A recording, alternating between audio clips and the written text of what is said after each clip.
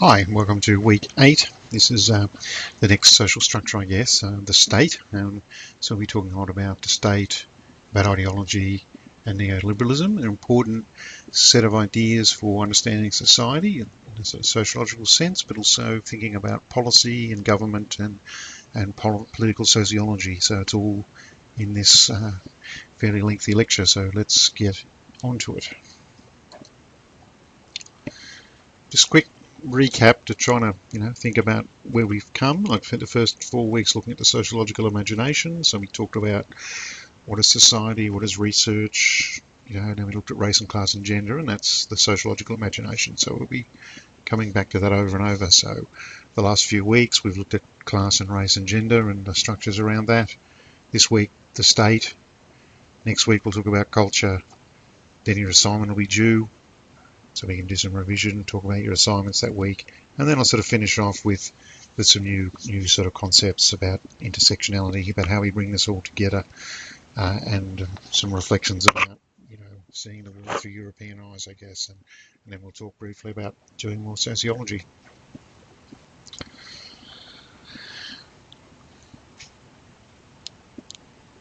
So you've seen the readings about power, and when I talk about politics or political sociology, what I'm talking about is persistence of power and control. I don't mean politicians and what happens in Parliament. That's a part of politics in Australia, but it isn't the primary focus. The famous definition of politics is who gets what, when, and why. The broadest power in the broadest sense. In this lecture we'll be talking about ideologies, because I think if you want to understand how politics works, we need to understand different ideologies and discourse, ways of talking about, thinking about things, how our way of seeing the world is shaped by ideological assumptions, and discourse analysis is a way of doing that. Often we apply that to policy, so we'll be talking about discourse.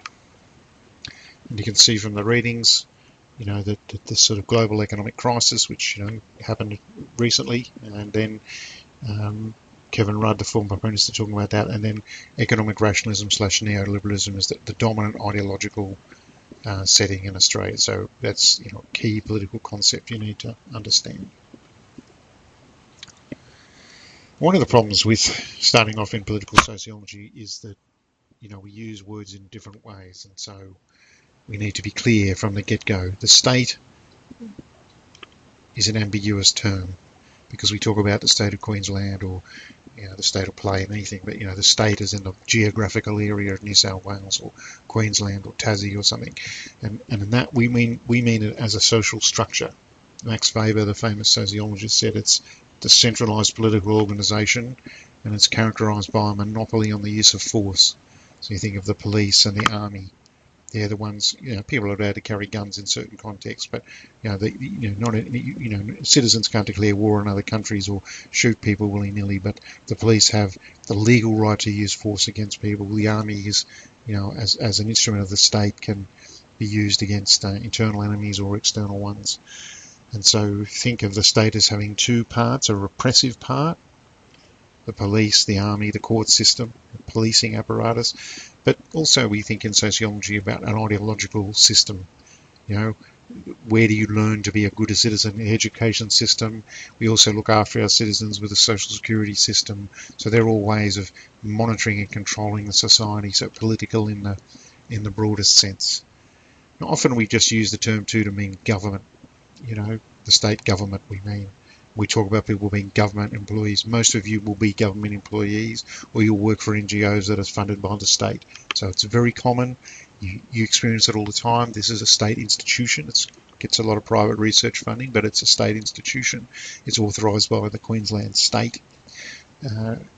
And it's useful to distinguish when you're talking about governments and the state. So, in simple terms, you can think of the elected part. You elect a government every 4 years, and they govern the state for 4 years, or govern the country for 4 years, and then there's a whole apparatus of governing Australia, the state apparatus, that doesn't change. Every time there's an election, we don't get a new head of the military, or we don't get a new bunch of Supreme Court judges, or Now, the government can appoint those positions, but it doesn't have complete power over that. It's a separate apparatus, the police commissioner and so on, or unelected positions that control significant parts of the state. Like everything we do in sociology, we do the history, structure, culture thing. So, again, to get a sort of contrast, and we wind it back in history to a time when we didn't have a state like we do now. And we go back to pre-settlement Australia. How were those societies governed?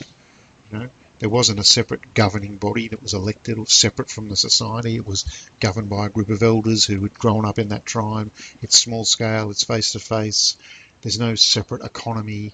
There's no separate society. There's no separate politics. It's all, happening in the one sort of space. There's not even any private property, right? In the sense of land ownership, that some people control more land or more property than someone else. So what we've had over time is a rise in urbanisation and the rise of class-based societies, an increase in the complexity, and a class of people who control the economy or control production. A separate class of owners, and a separate class of owners, if they're going to keep control of their property, is going to need a body of armed men to keep control of that property. Otherwise, we would just take it from them. And distribute, because if we're out planting the fields and growing the crops, then we need, we've grown it clearly, so we don't need to. Why would we hand that over to an apparatus that didn't have some means of compelling it? And you think of the great ancient Egypt or ancient China or Rome or India. Their state apparatus is there to collect taxes from the people who they conquer.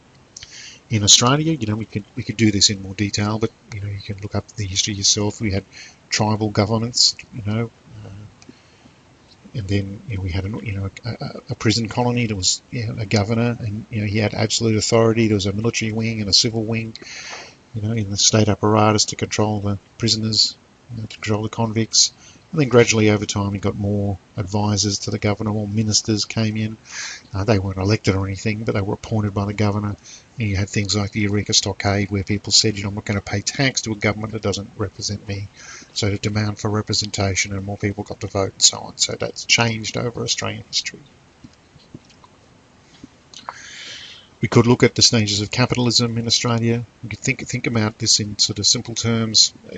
If you were wealthy in the 19th century, your wealth wasn't based on factories. It was based on land. You owned a lot of land. You could put the sheep on the land. People worked for you, but essentially you traded the sheep and the wool. So your wealth is based in land. In the 20th century, very much, based on factories. You owned factories. You produced steel and iron. So people who were rich were the people who were doing that sort of work. More recently, we could talk about banks. The biggest corporation in the United States is no longer, Ford Motor Company, Detroit, Motor Company. It's what's it called?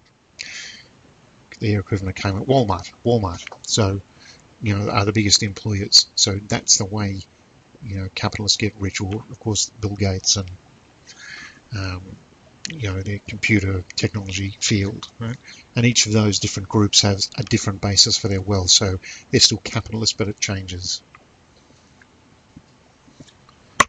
And we'll see if we, when we did the history of sociology, we talked about the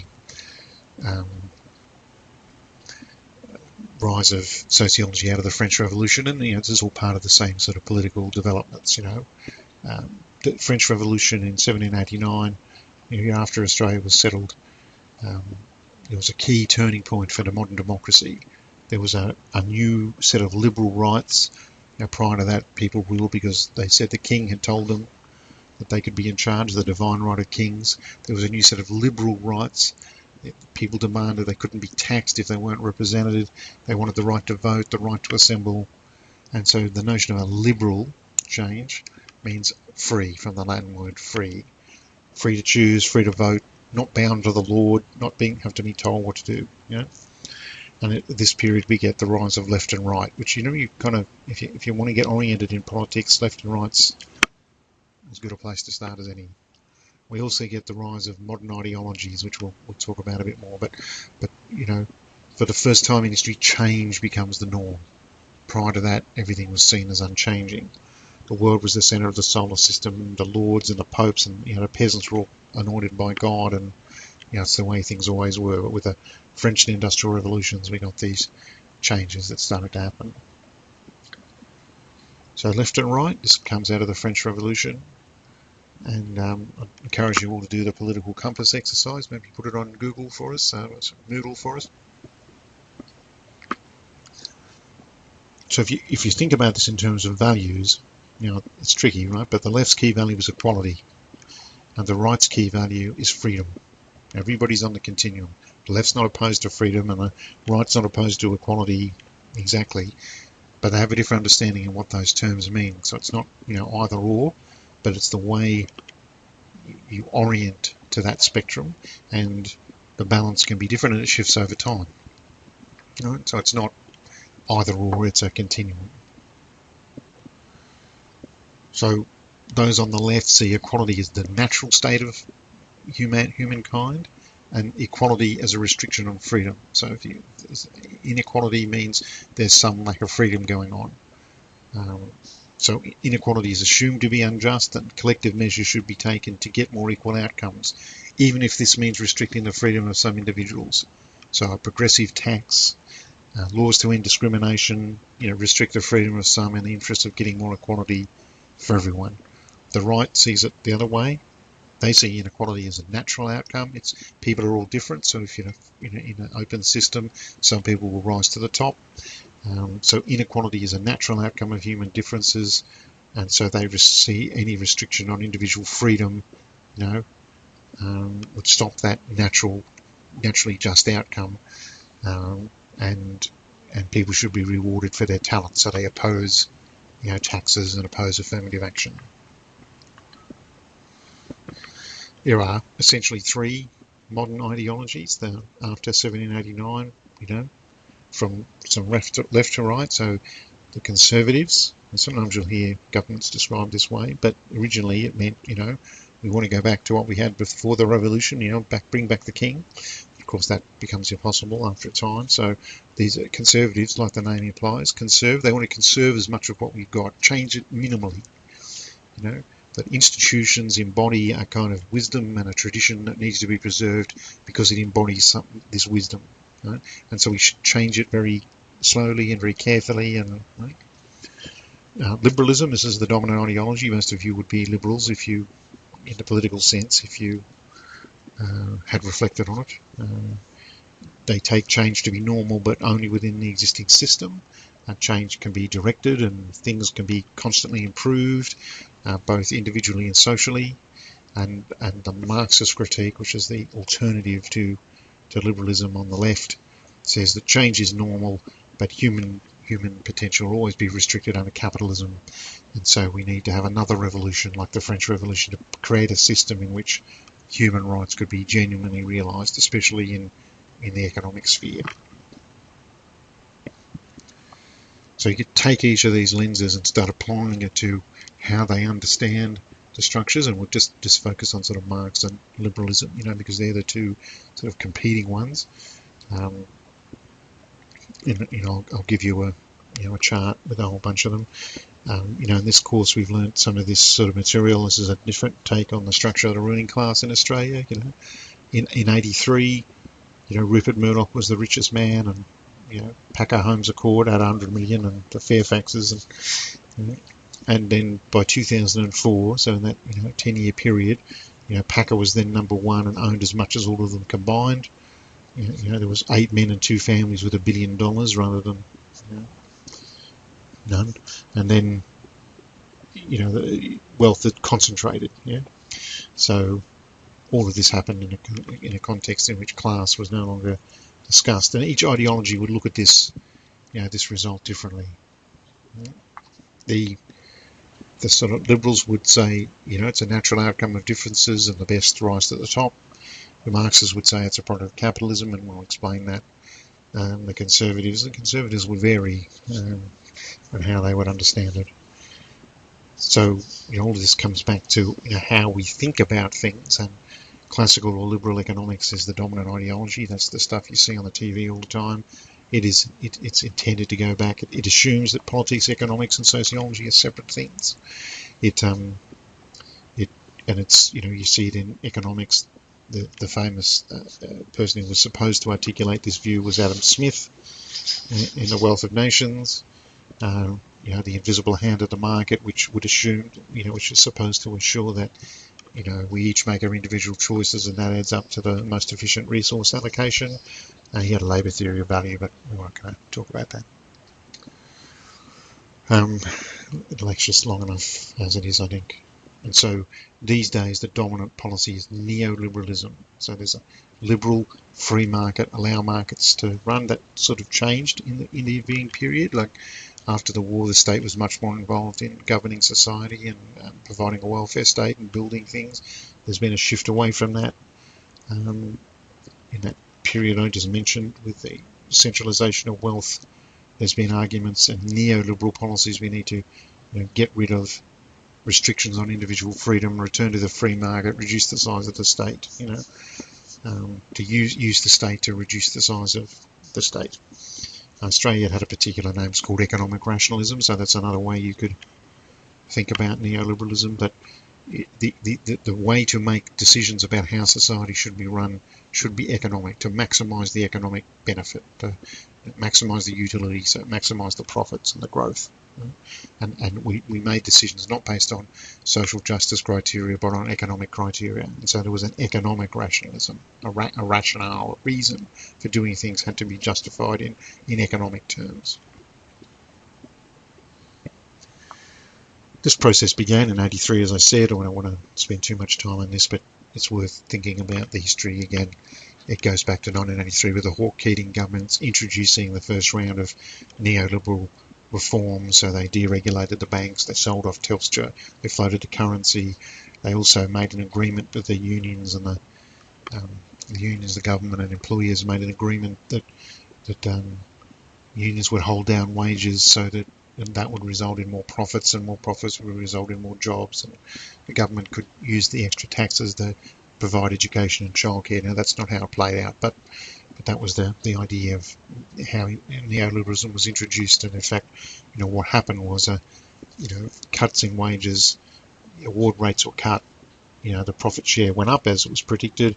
It was increase in inequality, and there wasn't really a change in the social wage, and unemployment remained about the same. So it's sort of a neoliberalism with a human face kind of thing. And we've seen, I think, the long-run impacts of these policies of, privatisation. You see the privatisation of unis, you're all paying fees now. So, these things were new from the 80s. They're all direct impacts of neoliberalism. So it has a direct impact on your life, and then you've seen the same sort of logics applied in policy across the board. So as I said, there's sort of the two paradigms for talking about this. The Liberals would see the changes as part of the natural workings of the economy. If you take away the state, then the market will work out to be the most socially just outcome. Marxists would say that this is really just about power, that the state operates to make the rich richer and the poor poorer, and so it's about power and about class power. And so, we could take those two paradigms of Marxism and liberalism and look at them across a whole range of issues and compare how they would deal with each issue, and we might take that up in discussion. As I said, most of you are politically liberal, but we'll have a look at the political compass. I'll put it up. Now I need to talk to you a bit about liberal democracy. This is sort of part B. Pause here and catch your breath. So what do we understand by democracy? What does that mean? It's worth having a bit of a think about that. Now, as I said, these things go back to the French Revolution. We have this notion of liberal free men with property rights and free markets and human rights emerging. And we call Australia a liberal democracy. So what does that mean? These two words actually don't fit together naturally, although they're often assumed to do that. So, Australia, what does democracy mean? In Australia means we're a representative democracy. We have a parliament. I'm not going to go into all the tedious details. If you should understand how these work in a general sense, but they're easily accessible. There's still a whole lot of questions about what's the best way to run a democracy, of course. Winston Churchill famously saying that democracy is is a bad system, but every other system's worse. We in Australia you have to register as a voter. You're compelled to vote, and party platforms are assumed to represent broad views. It's modelled on the English system. We have a Governor General or a Governor instead of a King. The House of Lords in England was appointed by the King originally, and then there was a House of Commons. Originally that was men of means as well, but they became elected. So originally, in Australian history, the Governor was appointed by the King, and he appointed an advisory council. Later there's been two houses, there's only one in the state of Queensland, but two houses of Parliament. A House of Reps, which have single-member electorates, and a Senate that's elected on proportional representation and works as a House of Review. There's been a lot of different systems, even in Australia, about how we actually did that, but that's how our system works. You go to vote, whether state or federally, and you're presented with 4 or 5 candidates, and you select which candidate you think is the best. Now in Australia, in a lot of countries like the US or Britain, they have a first past the post system. That means the person who gets the most votes wins. In most cases, they are not compelled to vote, so it's the people who vote, not the population as a whole. So an argument could be made that that's less democratic. An argument could be made that compelling people to vote is not democratic. So in a system where you have three candidates, if one of those candidates gets 40% of the vote and the other two get 30%, the candidate with 40% wins, even though 60% of the people didn't vote for him. So there's an argument about how you vote. Back in the day with Tony Blair, when Tony Blair was elected, he got 2/3 of the seats. Almost 40% of the population didn't vote. But he won of the people who voted. So. Most American presidential elections, I have a presidential election this year, when they say they got X amount of the vote, they mean X amount of the people who voted, not the population. So about half the population of America votes. You have to be registered to vote in America, and then it's a percentage. So you need to win, more than half of the vote. So if you win 50% of the vote, you're not talking about 50% of the population. You're talking about 50% of the people who voted, and there's no preferences. So you can it's all or nothing. Here in Australia, you have preferential voting. Most people seem to be terribly confused about this system. There's a sort of vague notion that other people get your vote or something. The idea of a preferential vote is to simply say, I want this candidate first. If he doesn't get elected, I want this candidate. If she doesn't get elected, I want this candidate, and so on down the page. And so if you suppose you were to vote for the Greens, and they don't get elected in your seat, they don't get enough votes to get elected. So your votes will then say, okay, what's your second choice? You want a Labor Party, so that vote will now go to the Labor candidate. You wanted the Liberal Party, well then your vote will go to the Liberal candidate. The parties sometimes recommend which way you should vote, just to make it a bit easier, but you're not required to preference as the party recommends. It's up to you how you do it. And some systems you only have to vote once, but you don't get the preferencing then. So if your guy doesn't get up, then your vote's finished then. So you can. People then, political parties then make arrangements with each other about, if you vote, if you tell your people to vote for my guy, if you don't get elected, we'll tell him to vote for your guy over here. But no one is compelled to follow those rules. So really, it's I would say it's a more democratic system. In effect, you get 2 bites at the cherry, really. You probably don't think about it, but each electorate, whether it's state or federal council, they have to be an equal size, roughly. And this is why they change the boundaries periodically. Queensland for a lot of years had a gerrymander. That means you rig the size of the seat. So all the say, National Party seats. People who vote for the National Party are in big rural electorates, because you get 100,000 people in the state level, maybe 50,000 people in an electorate. You need a lot of area in the Gulf of Carpentaria. But in Brisbane, you can have lots of seats with 150,000 people, because there's most of the people live in Brisbane. So if it becomes a number of seats, then if I make the seats in the country where my voters are, if I'm in the National Party, if I make more seats there, I can get more of my people elected, and I make one big seat in Brisbane, then you get less of your people elected. So I can the vote was rigged in that sort of fashion. Even preferential voting has a problem with this. Going back to the 2004 federal election, and the same results work out, every time. So I haven't updated these. Of the overall votes, 46.7% of people voted for the Liberal Party, and we shouldn't confuse Liberal Party with liberal in a political sense. And they got 58% of the seats. Labor got 37% of the vote and 40% of the seats, and the Greens got 7% of the vote and none of the seats. So when people argue for proportional representation, which is used in the Senate or the upper house,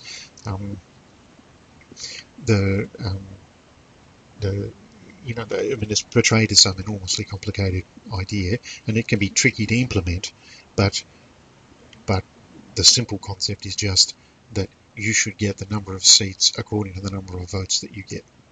Not difficult to understand. As it is, it's unlikely to happen, but hypothetically, if the Liberal Party, say, got 50% plus 1% of the vote in every seat, they could win every single seat. And 49% of people might not have voted for them, but they don't get any representatives at all. So, the aim for proportional representation is to try to say, if you vote Green, like the small party or the Nationals, you might get 10% of the vote across the board, but you don't get enough in any seat to win it, so you don't get any representatives. So a proportional system is an attempt to try to address that, make it more representative. And you can look up some people who've done some work on this, and that URL, the Proportional Representation Group. We can see there's an example there.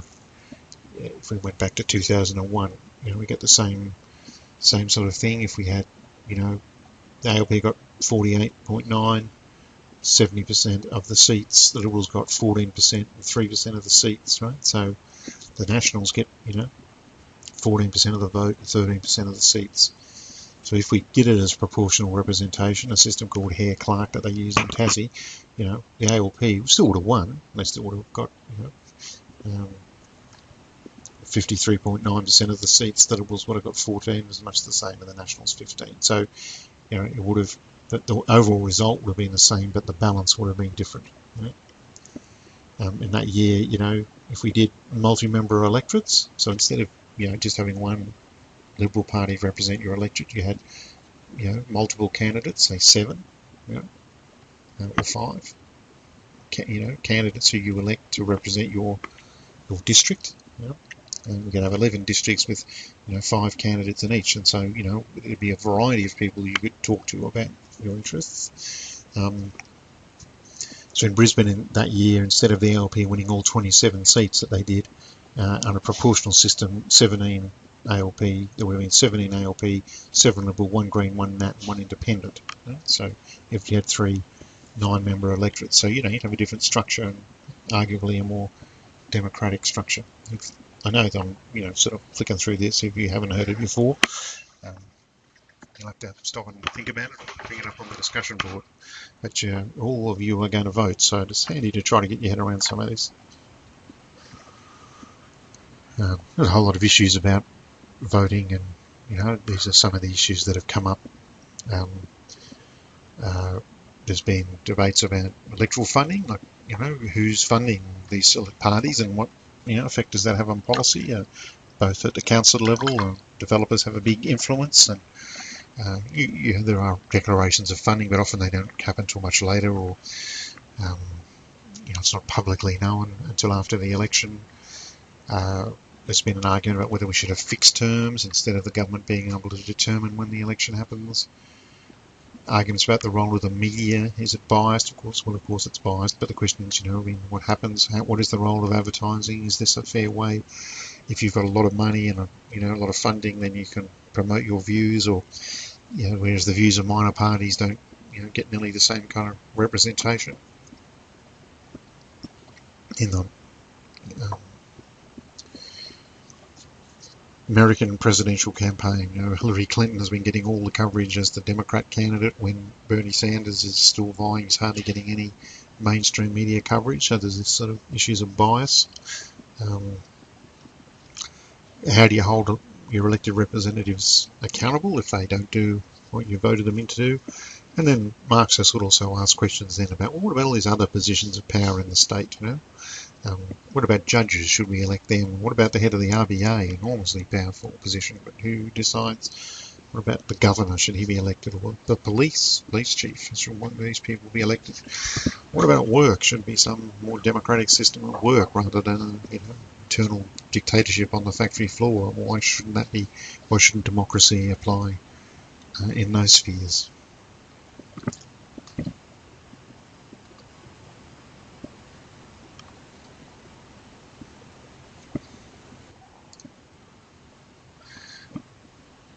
Yeah, and I think it's important to remember, democracy didn't descend from the sky. It wasn't granted to us by our elders and betters. It came about as a long process of struggle. But key people promoted key ideas. We talked about the rise of liberalism and democracy, but those two things are not the same. Even though we call it a liberal democracy, the early theorists of liberalism. Very few people advocated democracy as we would understand it. Maybe the levelers in the Civil War, the radical end of it did, but people like John Locke, are important founders of liberalism, did not have a modern conception of democracy, even though he didn't want to have the divine right of kings or anything. He certainly wasn't a democrat in the modern sense that we would understand that. People who are seen as ignorant and uneducated and not fit to govern. Only people with property and education were seen as capable of governing. So the idea of a mass popular democracy is a relatively recent invention.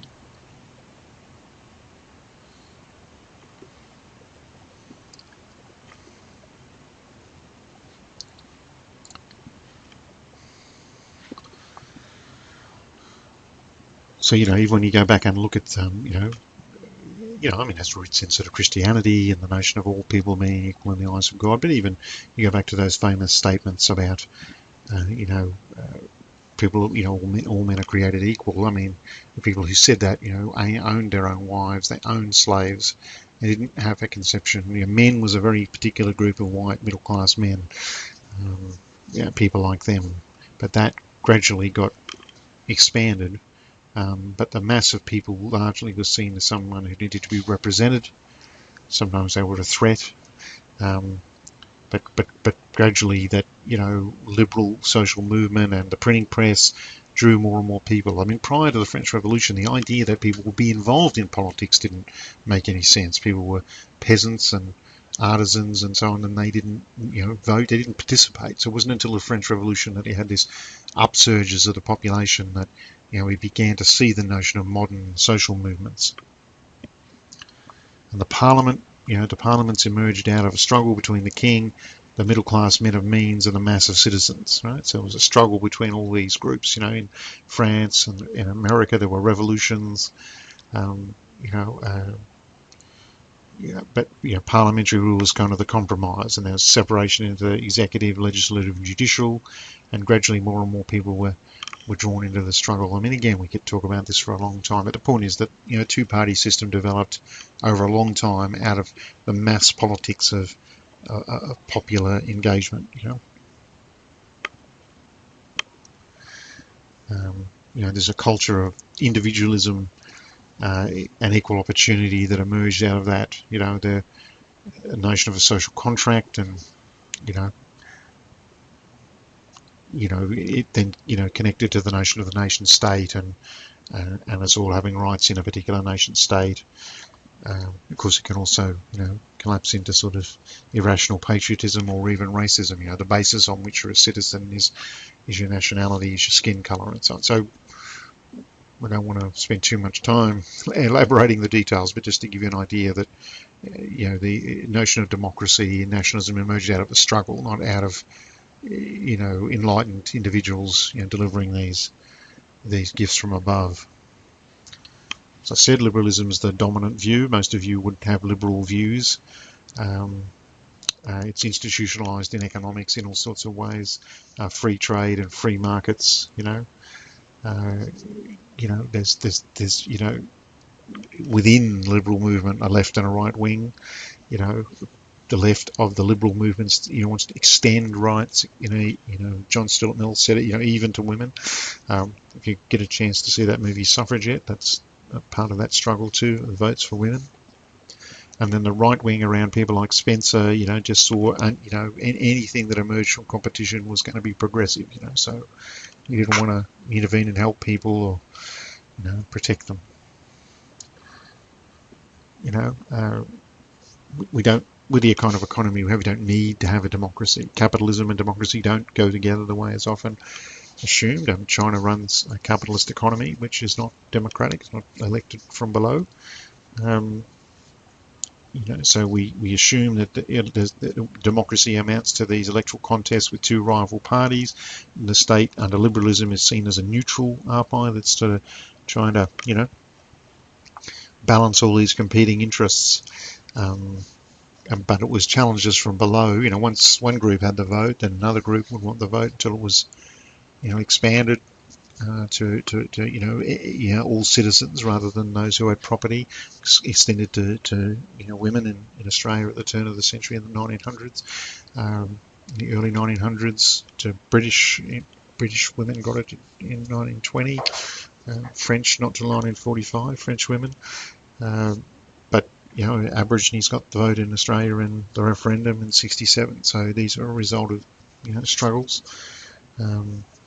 And the idea that people could organise their own political party. So working people organised the Labor Party just before the turn of that century and had its own members elected that were supposed to represent them. So those struggles to extend the vote and education were expanded to more and more people. We didn't just want the the formal right to something. All men might be created equal, but the outcomes are not equal, and so the left would say, well, we need to address that. We need to have, going back to the French Revolution, people argue we need an economic democracy, not just a political democracy. That private property, ownership of land or ownership of factories isn't just a system of money. It's not just an economic system. It's a system of power as well. And so the challenge is how do we balance the wealth and poverty and political freedom.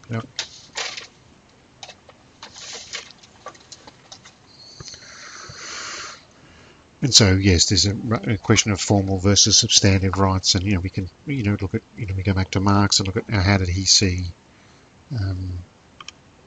how this might work, and looked at things like the Paris Commune and the early days of the Russian Revolution, where workers disbanded the army, they made the churches private, they elected bodies that actually carried out the things rather than being separate bodies. They created, this was in 1871, had universal suffrage, civil marriage.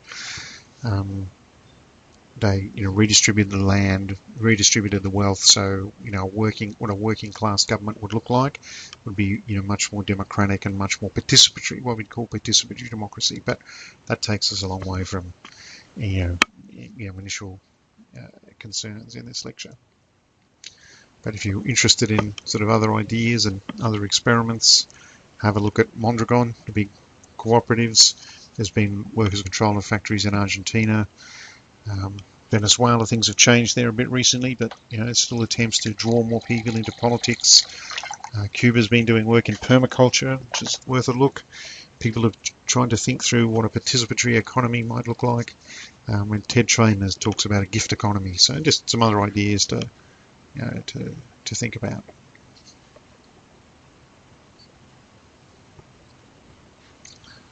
So finally, I just want to come back and tie this up to in the last part of the lecture to social policy and ideology. And ideologies, in a way, another way we can think about ideologies is, apart from sort of worldviews, is how should we be governed? I mean, what are the rules we should use to govern ourselves? I've already made some start on that. So the way a state governs a society is through law. It passes laws in Parliament and general policies about how things will be carried out. And so you can look up the process by which laws are made in Australia and how that comes about. And more broadly, there's a sense of policy. It's the general ways that a department or a section or parliaments will make general policies about, which will then have to be legislated or implemented by different government departments. So there are those sort of layers. Just to give an example, one I'm familiar with, there is a national plan to reduce violence against women and their children. It's a domestic violence policy that some of you may look at in your assignment. Firstly, to have this come about, there was a big research effort. Someone was funded to pull together a research dossier, national framework, I think it was called, and then they came up with a framework. They put that to the coalition of Australian governments. The state governments all get together at a thing called COAG with the federal government, and they all agreed that yes, this would be the framework that they would use, the national plan. They adopted it and agreed that that's how they would use it. So it became the national policy, and that has to be implemented by the state governments and funded and so on. And we could use discourse analysis to talk about how this policy operates, to look at how it works in practice and so on. So discourse analysis is a way of looking at policies or issues and identifying the patterns and assumptions by looking at the discourses that make them up. And a discourse is really a pattern of talking or thinking, a way of talking or thinking about issues, looking at how the issues are framed or asking, what kind of problem is it? So rather than sort of assuming that it's self-evident, we try to think, well, how does this work? What is this policy saying is the problem? For instance, you can see there in the name, the National Plan to Reduce Violence Against Women. You might say, well, reduce, not eliminate. Not trying to eliminate. What about violence against men? How does that fit in this plan? And indeed, more importantly, as you discover when you do the research, because the men are the primary perpetrators of violence against women and children. So why is it a plan to reduce violence against women and their children rather than, say, a plan to reduce men's violence? When we name the person who are the predominant, why isn't it a plan to address male violence rather than to reduce it against women and their children? So even just in the way a subject is framed or talked about, and this can apply to any issue. What kind of problem we can say. It might seem self-evident saying global warming. I mean, global warming, why is global warming a problem? What's the problem for the globe? The globe's heated up and cooled down and all sorts of things might happen, but it's not really a problem for the globe, is it? It's not really an environmental problem. It's not a problem for the environment. It's a problem for what effect that's going to have on human beings, and in particular, which ones. We call it the Northern Territory intervention, so what is that language, that sort of militarised language, tell us about the way we're thinking about the issue? So we can take that approach to any problem and ask, well, I've already talked on the discussion boards about suicide. So what kind of problem is suicide? Why is it a problem that someone takes their own life? When we tend to see that as a psychological problem, an individual choice, as we'd say with liberalism, liberal individual choice, rather than looking at the broad social patterns. And that's what we've been trying to teach you in this course. It's sort of contrary to the dominant ideology, because we're trying to get you to see it as a social problem, as a collective problem, rather than an individual choice issue. Well, of course, choices happen, but we think to understand the issue, you've got to put it in a broader context, and that's shaped, as I've sort of suggested, by ideology, right? That there might be a million different discourses, but they come together around certain patterns like the ones I've already discussed. And they, as I said, goes back to that French Revolution, liberty, equality, fraternity, This was also the rise of capitalism. That was the first time that, so we call them the great unwashed women, working people, Negroes, rose up and took part in politics for the first time. We saw the rise of new ideologies, new social sciences came out of this, economics, politics, and the rise of mass social movements. I know I sort of covered these already, but I thought it was worth coming back just to sort of tie it up at the end. There are three major worldviews: conservatives, who are in Australia part of the badly named Liberal Party. The Liberal Party in Australia are conservatives, although it's a continuum, so it's not it's an all costed at one end. They emerged first. They support tradition and resist change. They support the established status quo. That's the past is assumed to be better than the present. You used to talk about the Conservative Prime Minister John Howard in terms of you'd have a 1950s view of Australia, and that was sort of seen as the time that Australia was at its best, and that's the time you needed to. We use that as a measure of what Australia should be like. As I said, liberalism, we've talked about this already, I won't labour the point, but free men, liberal free men, it's about change, about progress, about development. There's a lot of debate about where these boundaries are, but this is probably what most of you are. You think it would be good to bring about reforms. You want to change not the whole system, just reforms within the system as it presently exists. And that can have a broad range from a sort of laissez-faire, leave the state out of it, let the markets decide, through to social liberals who say the state needs to be involved in managing inequality, and social liberals. Sometimes they're called socialists, but there's that term's got a very broad compass. And finally, in social theory terms, you have Marxism. It comes out of that 19th century focus on equality. It accepts the idea of change. It basically agrees with the liberals, that we need to change it. We need to make it better. It's just Marxists argue that under a capitalist economic framework, capitalist political framework, the sorts of equality we want to see and the sorts of representation, democracy we want to see isn't possible under a capitalist system. We need to democratise the economy. We need to democratise the state, and so we'd have a participatory democracy, and we'd have control over the economy. Marxists were socialists, but socialism has that very broad. There's lots of non-revolutionary socialists, who are liberals essentially, and Marxism is a particular form of socialism, and again, nothing related to the Soviet communism, which is another thing altogether. You've seen that division, modern division that we take for granted, and we'll be talking about this in the final lecture. The modern disciplines that we think of, the way we divide the world up, came out of in this period too.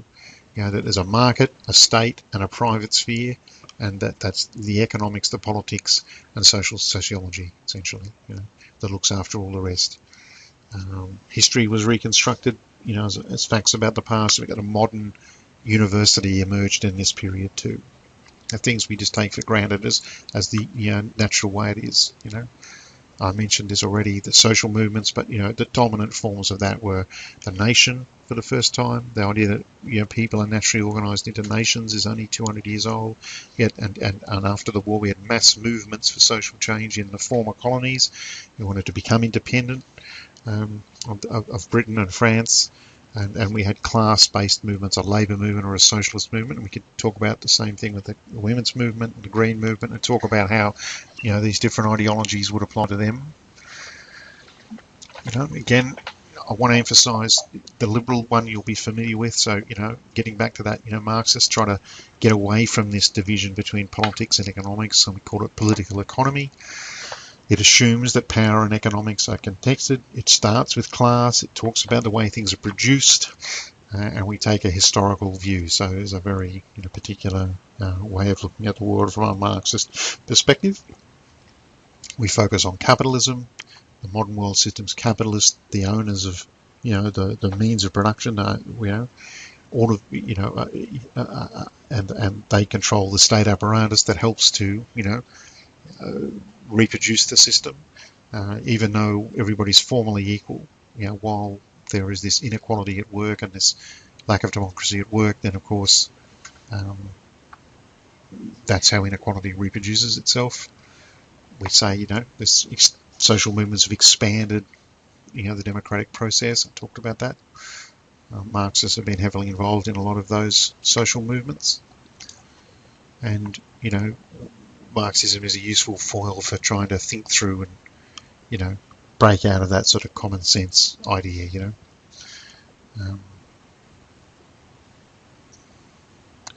I talked about nationalism. We talked about nationalism when we were talking about ethnicity, but again, nationalism is one of the key sort of ideologies, that gets people together, around the idea that we all share something in common, rather than looking at the internal divisions of society. And imagined community, we called it before that. So I think that's a nice diagram to see how Marxism and liberalism, liberalism is the dominant ideology in Marxism, its main critique. So you can see how on these sort of these different aspects, they're different sets of assumptions. I'm committed to a Marxist perspective in most of my analysis, but I'm not. The purpose of this lecture is for you to understand the different assumptions and decide, for yourself how you think the society is working. So that diagram just helps to explain, how the different assumptions that each operates with, liberalism and Marxism. If you want to understand more, we can do the political compass. We can look at capitalism and other kids' stuff's a nice introduction to capitalism. We have talked about capitalism at a number of times in the course, but that's a nice little video that'll give you more to go on. Thanks for listening.